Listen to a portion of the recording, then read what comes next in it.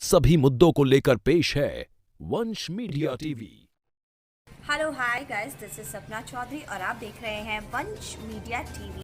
देश की राजधानी दिल्ली के राजेंद्र नगर विधानसभा के उपचुनाव में राजनीतिक पार्टियों के उम्मीदवारों के समर्थन में बड़े नेताओं से लेकर पार्टी कार्यकर्ता चुनाव को जीतने के लिए पूरी जान लगा रहे हैं। वहीं भारत लोक सेवक पार्टी से रेणु वर्मा उम्मीदवार हैं, जो पार्टी के राष्ट्रीय अध्यक्ष राजेश गुप्ता और दिल्ली प्रदेश महामंत्री चौधरी सूरज भान के साथ मिलकर इंद्रपुरी वार्ड में घर घर जाकर लोगों से मिल रही हैं। वहीं लोगों ने इलाके की समस्याओं के बारे में बताया। मैं रेणु वर्मा राजेंद्र नगर विधानसभा से प्रत्याशी हूँ। मैं आपके किस पार्टी से प्रचार किया? भारत लोक सेवा आप इलाके में अभी पार्टी घूम से। रही हैं। हाँ जी, हम यहाँ समस्या लोगों आपको से दिखाई देती मिले हैं, जुले हैं, सबसे हमने बातचीत की है। उनके विचार हमें जाने हैं। वो चाहते हैं यहाँ की सड़कों का अच्छा सा हिसाब किताब बने। यहाँ टूटी फूटी सड़कें हैं, पानी की, बिजली की इतनी समस्या है जिसे देख के हमारा भी दिल दुख रहा है। देखो, यहाँ भी कुछ ध्यान देने की जरूरत है। कोई है जिताती है तो सबसे पहले आप इसका समाधान करें। अगर प्लीज आप लोग मुझे सहयोग करेंगे, वोट देंगे तो मैं आपकी इस समस्या को जरूर सोल्व करूँगी। आप प्लीज मुझे वोट दीजिए। हमारा नाम और परिचय दे दीजिए। मेरा नाम राजेश गुप्ता, मैं भारत लोक सेवक पार्टी का राष्ट्रीय अध्यक्ष हूँ। सर, आपके कैंडिडेट हैं, चुनाव लड़ रहे हैं और यहाँ से अगर चुनाव जीतते हैं तब क्या कुछ समस्या दिखाई देती है और पार्टी अब क्या महत्व? हमारी पार्टी भारत लोक सेवक पार्टी जिसका हमने निर्माण किया है, इसका मुख्य उद्देश्य जो है लोगों की, जो मैं समझता हूँ और जो हमारी पार्टी समझती है कि पूरे देश का ही एक तरीके से बात को समझना है, न केवल यहाँ की विधानसभा की बात कर रहे हैं हम। तो जो मुख्य समस्या है पूरे देश की वो ये है कि बेरोजगारी कैसे दूर हो, रोजगार कैसे बढ़े, भूखमरी कैसे कम हो, गरीबी कैसे दूर हो। किसान और मजदूर की जो मुख्य समस्याएं हैं उनको आज 75 सालों से कोई भी पॉलिटिकल पार्टी, राजनीतिक पार्टी नहीं समझ रही है। हमको इस भारत लोक सेवक पार्टी जो पूरे भारत लोक की सेवा करना चाहती है, इस उद्देश्य से हमने इस पार्टी का निर्माण करना पड़ा है। मैं ये बताना चाहता हूँ आपके इस वीडियो के माध्यम से कि जो समस्या वो ये है कि ये जो मुफ्तखोरी है ना, कि हम मुफ्त में बिजली दे देंगे, मुफ्त में राशन दे देंगे, मुफ्त में पानी दे देंगे, ये मुफ्त आ कहाँ से रहा है? कोई नेता अपनी जेब से दे रहा है?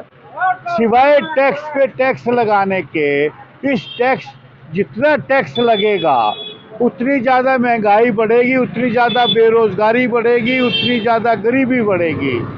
और उद्योगपति और व्यापारी कोई भी टैक्स नहीं देता, टैक्स देता उपभोक्ता, और उस उपभोक्ता में सबसे ज़्यादा टैक्स की मार पड़ती है मजदूर और किसान के ऊपर। पिछले 75 सालों से मजदूर और किसान का शोषण हो रहा है, वो दिन पे दिन गरीब होता जा रहा है और उद्योगपति को 75 सालों से कोई फर्क नहीं पड़ा है। उनको इस महंगाई से कोई फर्क नहीं पड़ता है। असली मजे जो है नेता ले रहे हैं टैक्स का, और जनता के साथ विश्वासघात कर रहे हैं। देश दिन पे दिन पिछड़ रहा है, देश विनाश की तरफ जो है बढ़ रहा है। राजेश जी, जैसे आपने आवाज उठाई कि टैक्स को लेके महंगाई भी बढ़ रही, बेरोजगारी भी बढ़ रही, आपकी पार्टी कैसे समाधान करेगी? क्योंकि आप राजेंद्र नगर में जो उपचुनाव है उसके इंदरपुरी वार्ड में आए हुए हैं, यहाँ पे अपने जो उम्मीदवार है उसका प्रचार करने। मैं आपको इसका एक छोटा सा उदाहरण दे के समझाने का प्रयास करता हूँ इस बात को। आप हमारे यहाँ जो है उद्योग को, मान लीजिए आपने घरों में बिजली मुफ्त कर दी, जो कमर्शियल इलेक्ट्रिसिटी है वो पहले 10 रुपये यूनिट था, मान लीजिए अब 20 रुपये यूनिट कर दी। किसी जूते की फैक्ट्री है, जब 10 रुपये यूनिट थी बिजली तब उसका 2500 का बिल आता था। जब 20 रुपये यूनिट कर दी तो बिजली का बिल 5000 हो गया, तो जूते की कॉस्ट में 2.5 की जगह 5000 ऐड हो गए।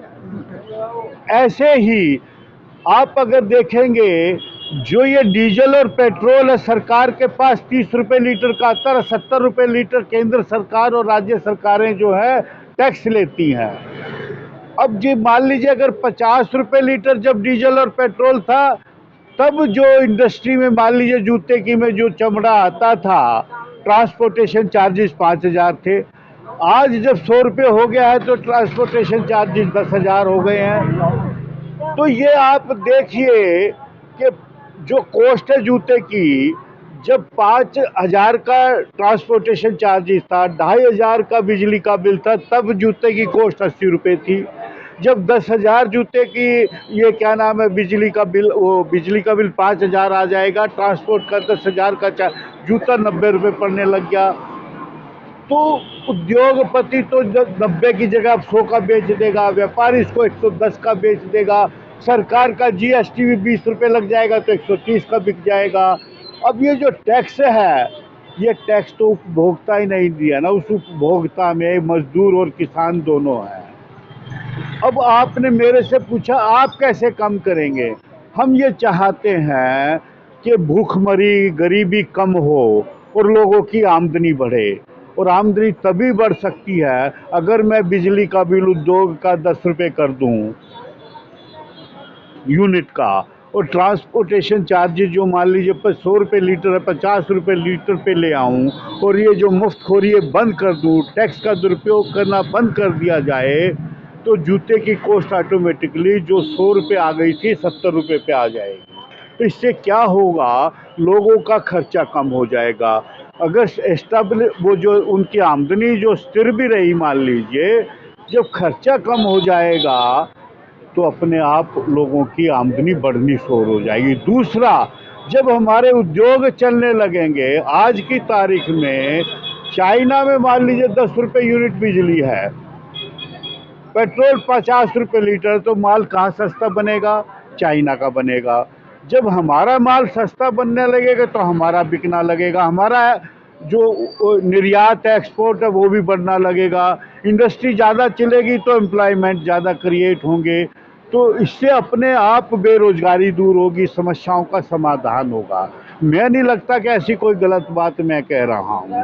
आपको ये समाज सोचना पड़ेगा, ये जो मुफ्तखोरी बिजली पानी की राशन की, ये धीरे धीरे हमको कम करनी पड़ेगी, लोगों को अपने पैरों पे खड़ा करना पड़ेगा। अब राजेंद्र नगर विधानसभा की जनता को क्या मैसेज देना चाहेंगे चलते चलते? मैं राजेंद्र नगर विधानसभा के उस चुनाव में ये मैसेज देना चाहता हूँ, लोगों को जो है इनको सबक सिखाना चाहिए पॉलिटिकल पार्टियों को, कि जो ये कहते हैं हम अच्छा काम कर रहे हैं, बिजली पानी राशन मुफ्त दे के, पिछले 8 साल में केंद्र सरकार या राज्य दिल्ली की राज्य सरकार की क्या उपलब्धियां हैं, उनके मद्देनजर जो है लोगों को वोट करना चाहिए। दिल्ली की सरकार ने कितने अच्छे स्कूल बना दिए, कितने अच्छे अस्पताल बना दिए, कितना अच्छा इंफ्रास्ट्रक्चर डेवलप कर दिया, कितनी लोगों की महंगाई दूर कर दी, कितने रोजगार पैदा कर दिए, कितने नए स्कूल बना दिए। सिवाय ये नेता खुद अपना आप ये कहते तो आम आदमी है, ये तो आम आदमी को आम की तरह से चूसने लग गए, ये वीआईपी हो गए हैं। मैं आपको इसका एक छोटा सा उदाहरण देकर समझाने का प्रयास करता हूँ इस बात को। आप हमारे यहाँ जो है उद्योग को मान लीजिए आपने घरों में बिजली मुफ्त कर दी, जो कमर्शियल इलेक्ट्रिसिटी है वो पहले 10 रुपये यूनिट था मान लीजिए, अब 20 रुपये यूनिट कर दी।